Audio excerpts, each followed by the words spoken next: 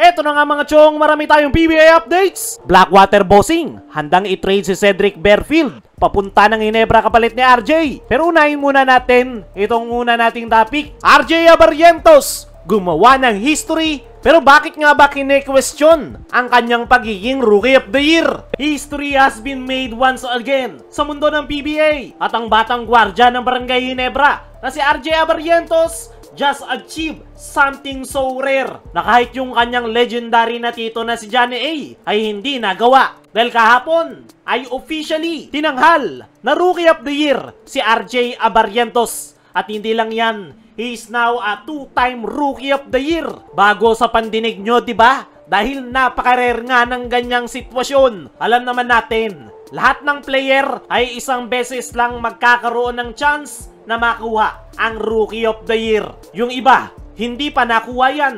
Gaya na lang nitong legendary point guard ng PBA na si Johnny Abarrientos na halos lahat ng awards ay meron. Ang wala lang sa kanya ay ang Rookie of the Year. Pero yung ginawa ng kanyang pamangkin, 2 beses pang tinanghal na Rookie of the Year. Grabe nga yung rookie season nitong si RJ Abarrientos, kung saan natulungan niya ang Barangay Ginebra sa 2 finals at semi-finals appearance, kung saan pinakita niya yung kanyang poise, confidence at puso sa paglalaro with never say die spirit. Pero bakit nga ba kine-question ngayon ang pagiging Rookie of the Year ni RJ Abarrientos? Nag-umpisa yan nung mag-post si Homer Sison na sigurado na raw na si Cedric Berfield ang magiging Rookie of the Year, na para bang minamind condition ni Homer Sison yung mga fans na dapat si Cedric Berfield ang magiging Rookie of the Year. Pero iba nga yung kinilabasan, si RJ Abarrientos ang tinanghal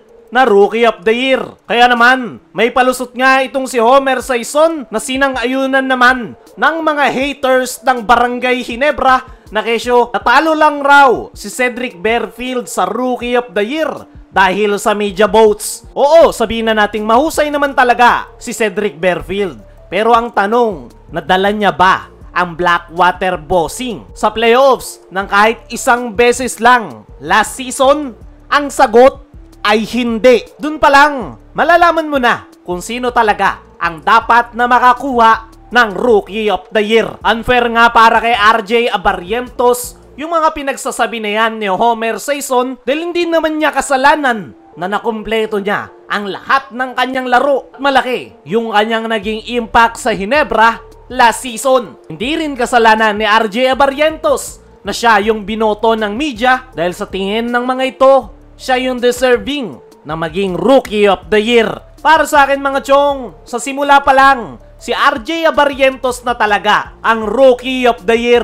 Umingay lang naman yung pangalan nitong si Cedric Berfield matapos paingayin ni Homer Sison. Pero nung mga nakaraan, si RJ Abarrientos talaga yung nangunguna para sa nasabing award, kaya mas deserving talaga nitong si RJ Abarrientos ang Rookie of the Year. Yung mga sumasang-ayon lang naman kay Homer Sison na deserve ni Cedric Berfield ang Rookie of the Year ay yung mga haters ng Ginebra, lalong-lalo na yung mga haters ni RJ Abarrientos dahil hindi nga nila gusto yung approach ni RJ na pinapatulan yung mga haters. Pero para sa mga Barangay Ginebra fans, okay na okay yung ginagawa ni RJ sa mga haters dahil nagkaroon nga sila ng tagapagtanggol. Kung si RJ Abarrientos ay pinagdududahan sa kanyang Rookie of the Year, ay ito namang kanyang nakalaban sa nasabing award ay handa nang i-trade ng Blackwater papunta ng Barangay Ginebra.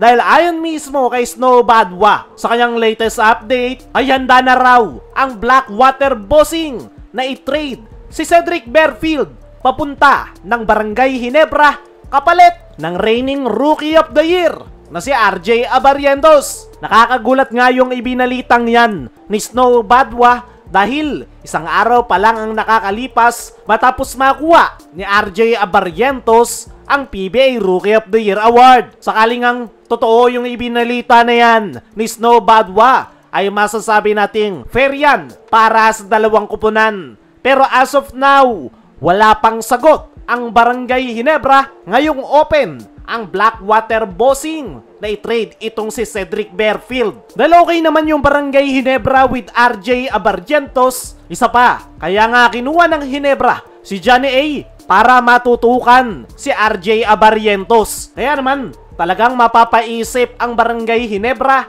kung ititrade ba nila si RJ Abarrientos kapalit ni Cedric Berfield na isang scorer. Pero titingnan natin yung lineup ng Ginebra. Ang kailangan nila ay isang big man. Okay na okay yung guard rotation ni Coach Tim. Kung big man siguro yan, baka magbago pa ang isip ng Ginebra. Kaya mga chong, ano ang masasabi nyo? Ngayong handa ang Blackwater na i-trade si Cedric Berfield sa Ginebra. Ano rin yung masasabi nyo? Deserve ba ni RJ ang pagiging Rookie of the Year? I-comment mo lang dyan sa ibaba.